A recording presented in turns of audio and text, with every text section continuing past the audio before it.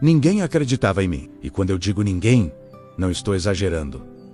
Nem a minha própria família, pessoas que me viram crescer, que conheciam minhas dificuldades, minhas tentativas frustradas e minhas quedas repetidas. Talvez justamente por isso, elas achassem que estavam sendo realistas.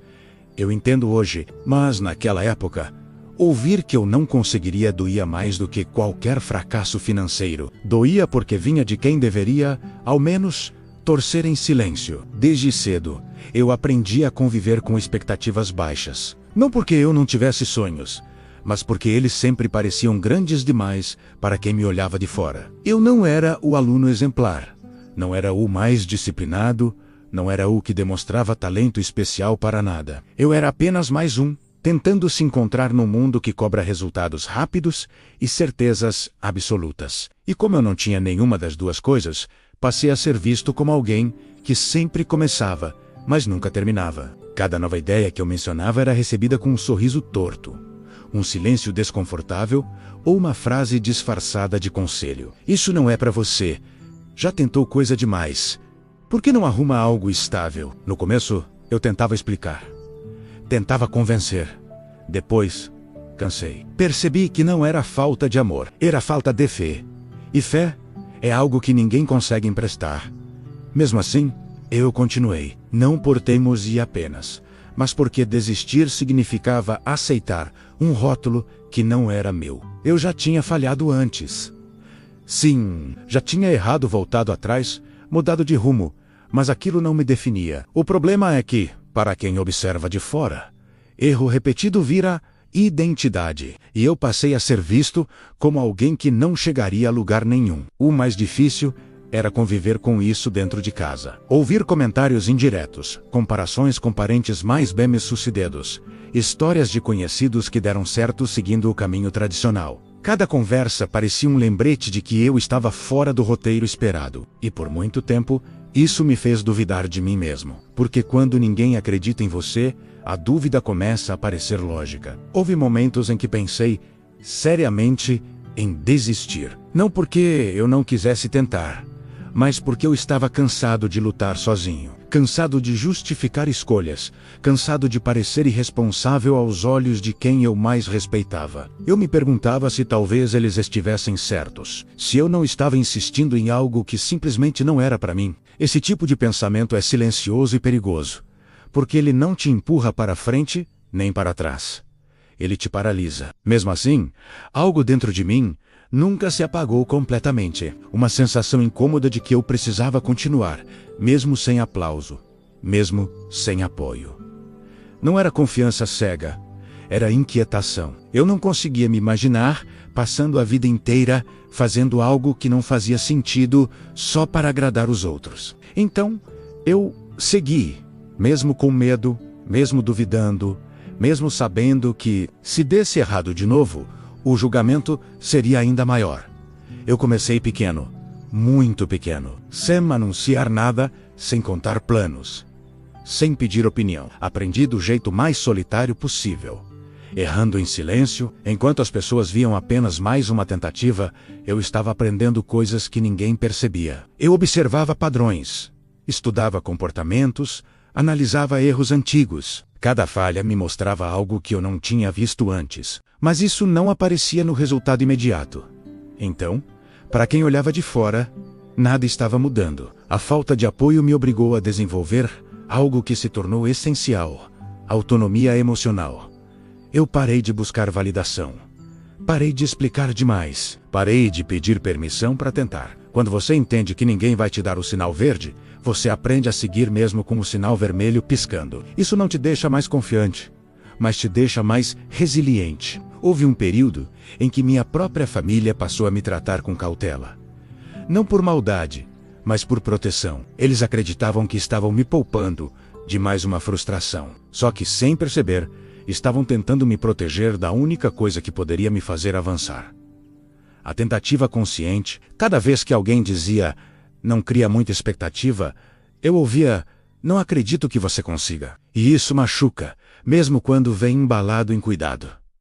Eu me afastei emocionalmente por um tempo. Não briguei, não discuti, apenas me calei. Entendi que precisava guardar energia ou parar. Aprender para construir, para insistir. Explicar cansa mais do que fazer. E naquele momento, eu precisava fazer, mesmo que desse errado.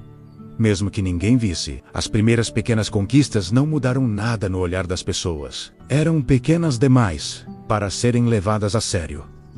E talvez isso tenha sido bom, porque me deu tempo para crescer, sem pressão. Eu não estava tentando provar nada, estava tentando entender o que funcionava de verdade. Enquanto isso, a vida seguia normal para quem me observava. Eu continuava sendo aquele que tenta. Houve recaídas, momentos em que pensei em contar tudo, em mostrar progresso, em buscar reconhecimento. Mas algo me dizia para continuar quieto. Não por orgulho, mas por proteção. Eu sabia que, se desse errado, ouviria eu avisei. E, se desse certo cedo demais, ouviria foi sorte. Então eu preferi o silêncio. Ele dói, mas amadurece. Com o tempo, comecei a perceber mudanças internas antes das externas. Minha forma de pensar ficou mais clara. Minhas decisões ficaram menos impulsivas. Eu parei de pular de ideia em ideia e comecei a aprofundar. Isso não chamou a atenção de ninguém, mas foi o que mudou tudo. Pela primeira vez, eu não estava tentando me encontrar. Eu estava construindo algo com base no que eu já tinha aprendido. Quando os resultados começaram a aparecer de forma mais consistente, ainda assim, não houve comemoração. Para quem olhava de fora, parecia apenas uma fase melhor. Um acaso. Nada que justificasse uma mudança de opinião. E eu aceitei isso. Porque, naquele ponto, eu já não precisava mais que acreditassem em mim. Eu precisava apenas continuar. Foi curioso perceber que a descrença alheia tinha se tornado combustível. Não por raiva, mas por foco. Eu aprendi a usar a solidão como espaço de crescimento. Enquanto ninguém esperava nada de mim, eu podia errar, ajustar e melhorar sem pressão. Isso é um privilégio escondido que poucos percebem. O momento em que tudo começou a mudar não foi um grande anúncio. Foi um detalhe. Uma conversa diferente, um respeito discreto, uma pergunta sincera. Não era mais desdém.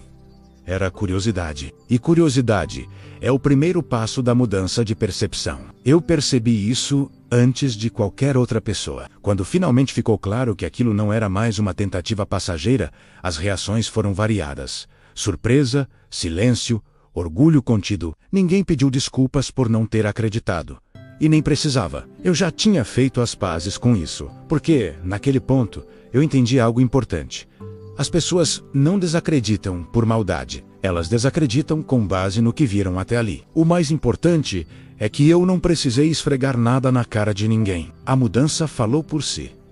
E isso foi libertador. Eu não me tornei quem eu sou hoje para provar algo à minha família. Eu me tornei porque precisava provar algo para mim mesmo. O reconhecimento externo veio depois, como consequência, não como objetivo. Hoje, quando alguém me pergunta como eu aguentei seguir sem apoio, eu respondo com sinceridade.